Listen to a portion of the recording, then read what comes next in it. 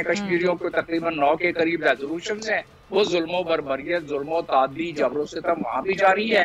तो हमारा मौक़िफ़ तो उसूली है, इसलिए ना हम कोई डेलीगेशन भेज सकते हैं, ना कोई हम उनको किसी लिहाज से अपने सफारती रास्ते हम बात कर सकते हैं। किस तरीके से हमने तमाम मुल्कों के साथ सिफारतकारी करनी होती है, लेकिन इजराइल इसको हमने तस्लीम नहीं करना। ये पाकिस्तान का इस पर मौक़िफ़ बहुत वाज़ेह है। लेकिन जब कोई पाकिस्तानी वफ़द जाके मिलता है इजराइल में और मुलाकातें करता है और उसके बाद इसकी जो सदर हैं इजराइल के वो उसकी तस्दीक भी करते हैं, तो फिर इस चीज़ को पाकिस्तान की हुकूमत ने किस तरह से टेकअप करना चाहिए और इसकी इन्वेस्टिगेशन कैसे होनी चाहिए, आप क्या कहेंगे?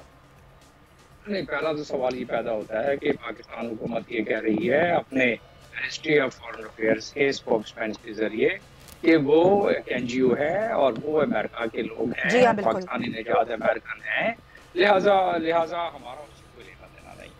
तो वो तो इनका एक सरकारी मौक़िफ़ हो गया। लेकिन जब आप नुक्ते से नुक्ता मिलाते हैं तो ज़ाहिर है कि शकूक तो उभरते हैं। अब लेकिन इसमें कौन सी नई बात, मैं थोड़ा सा पस मंजर दे, सॉरी सर, मैं आपको इंटरप्ट करूंगी। एक चीज़ मैं इसमें ऐड कर दूं कि इस वक्त में शामिल वो साफ़ी जो कि पाकिस्तान टेलीविजन में काम करते हैं।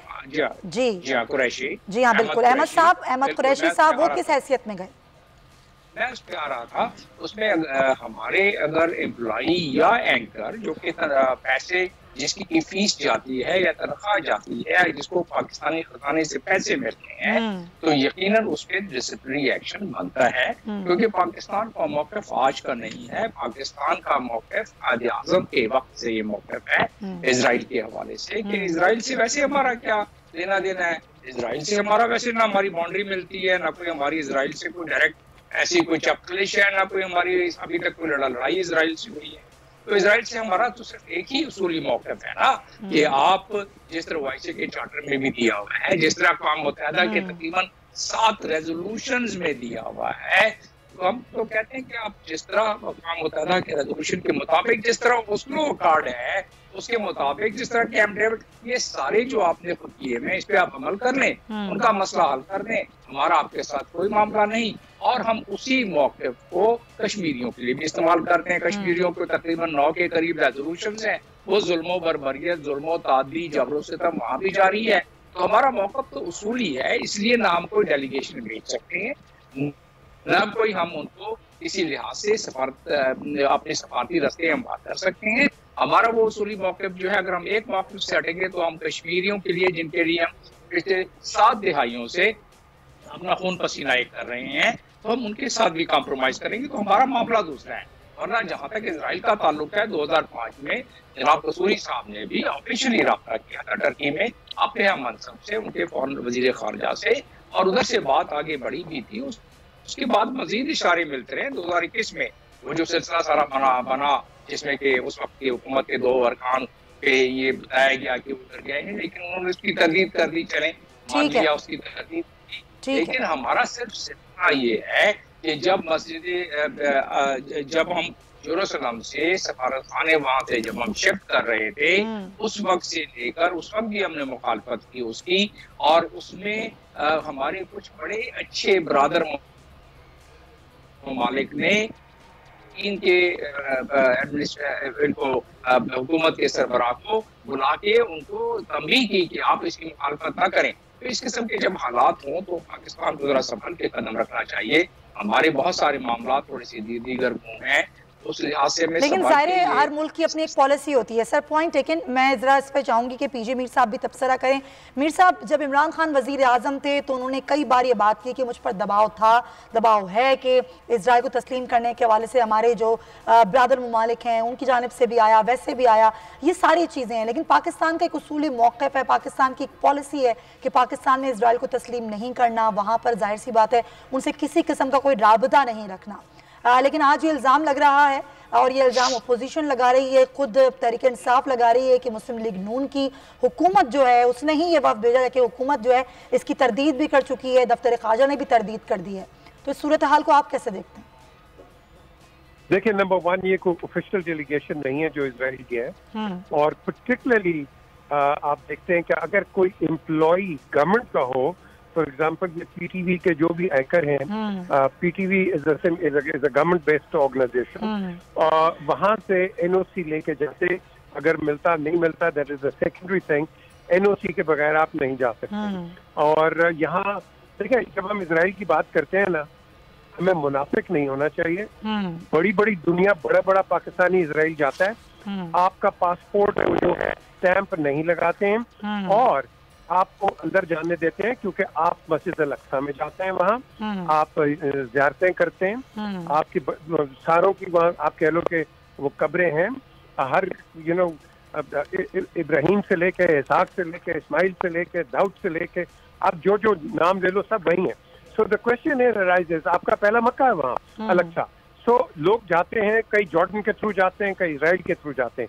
अब इसको एक इंटरनेट पाकिस्तान में इसराइल की चीजें तो हम बड़े शौक से पीते हैं, ये खाते हैं, ये कोका कोला ऑर्गेनाइजेशन ये कौन है, ये बाहर के इसके मालिक कौन है? So the question here arises कि देखो इसको बात का बतंगड़ ना बनाओ। अगर तो हमारी जो स्टेट पॉलिसी है, आपके पासपोर्ट पे लिखा हुआ है कि valid for all of the countries except Israel, चलो वेरी गुड। लेकिन अगर आप जाते हैं और एक पिलग्रिमेज के लिए, उसमें कोई नुकसान नहीं है। नाउ हियर इसको हमने एक रिलीजियस कार्ड दे दिया हुआ जो कि नहीं देना चाहिए। सही। आप इजरायलियों के साथ, यहूदियों के साथ पूरी दुनिया में डील करते हो। आपके अमेरिकन एडमिनिस्ट्रेटर्स हैं, कई वो यहूदी नहीं है, ज्यूज हैं, इट डजंट मीन कि लेकिन हमने तो देखें वही वाली बात है ना मीर साहब, हमने तो अपनी पॉलिसी वाज़ेह की हुई है ना। बिल्कुल आप सही कह रहे हैं, लेकिन यहाँ फॉर एग्जाम्पल देखें, हमने 2006 की जो इजराइल की जंग है हमने कवर की है, मैं गया हूँ, मैंने कवर किया है। उधर से हामिद मीर और दूसरे डॉक्टर शाहिद मसूद और सारे ये लेबनान में थे, आमिर गौरी, मैं और दीगर, और हमने इधर से दिया, क्योंकि हमने दोनों साइड की पिक्चर देनी थी कि ये तशद्दुद कौन कर रहा है आम सिविलियंस के ऊपर, और हमने किया, हमने जाके दिया, बताया। तो एक रिपोर्टिंग पॉइंट ऑफ व्यू से पूरी दुनिया जाती है, लेकिन जो गवर्नमेंट का स्टांस है, उस गवर्नमेंट के स्टांस के ऊपर गवर्नमेंट सर्वेंट जो है वो नहीं जा सकते। हम पर्टिकुलरली उसी पर बात कर रहे हैं, और आपको लगता है कि मीर साहब जाहिर है इस पर इन्वेस्टिगेशन खुद हुकूमत पाकिस्तान को भी करनी चाहिए? देखिए ये जो इंसिडेंट है इसको आज की हुकूमत ने भी उसको कंडेम किया है, पीटीआई ने भी कंडेम किया है, एंड आई थिंक हमें इसी पेज पे रहना चाहिए जहाँ नेशनल इंटरेस्ट की बात आती है। और at the end of the day I think ये जो शख्स हैं जो भी हैं, इनकी आप इंक्वायरी कर लो, भाई आप किस तरह गए हो, आपके पास कोई एनओसी था कि नहीं। अगर आप एक एनजीओ भी गई है इजराइल, तो वो किस कैपेसिटी में गई आती है कि expatriate Pakistani went to Israel. आप एक्सपैट्रिएट पे, is this gentleman an expatriate? ये बड़ी क्वेश्चन है इसके ऊपर अभी। राइट जी, डॉक्टर साहब आप क्या कहेंगे इस पर? जी हाँ, अगर ये शख्स ड्यूल नेशनल है तो हमारे कानून इस पर लागू होते हैं। और सबसे बड़ी बात यह, अगर ड्यूल नेशनल ना होते और सिर्फ अगर अमेरिकन नेशनल होते तो उनका कॉन्ट्रैक्ट और उनकी एम्प्लॉयमेंट मुख्तलिफ किस्म की थी। लिहाजा अगर उनके महसूस जाहिर तौर पर प्राइमा फेसाई ये मालूम होता है कि वो पाकिस्तान के टीवी के खजाने से पैसे लेते हैं, इसका मतलब या एम्प्लॉई हैं या कॉन्ट्रेक्चुअल बेस पर एंकर हैं, तो उस लिहाज से अगर देखा जाए तो उन पर कदगन और उन पर एक पाबंदी तो है, उन पर एक रूल्स रेगुलेशन अप्लाई। लेकिन बात यह है कि ये जो ग्रुप, इस ग्रुप की अगर बात करें अनिला अली की, तो वो एक लॉबिस्ट हैं, उनके 3 ममालिक में दफातर हैं, यूएई में है, इजराइल में पहले से दफातर उन्होंने बनाए हुए हैं, और ये लॉबिस्ट का काम कर रही है, गल्फ कंट्रीज को कन्विंस करने की कोशिश कर रही है। मजीद बाकी जाहिर है सऊदी अरब वगैरह बाकी कंट्रीज तो नहीं है, उनको करने की कोशिश कर रहे हैं कि वो इब्राहिम अकॉर्ड में मजीद शामिल हो जाएं। और उस सिलसिले में उन्होंने अपने ऑफिस भी खोले हुए हैं, उस सिलसिले में अपनी कोशिशें भी उन्होंने जारी रखी। अब उसमें अगर ये साहब जाके शामिल हुए हैं तो इस पे तो एक बिल्कुल बनती है, क्योंकि हमारा स्टेट मौक़िफ़ जाहिर है, ये एक मौक़िफ़ है, स्टेट का मौक़िफ़ है। राइट, बिल्कुल सही है, यही मैं चाह रही थी कि थोड़ा क्लैरिटी हो। सब्सक्राइब करें और बेल दबाएं ताकि कोई खबर रह न जाए।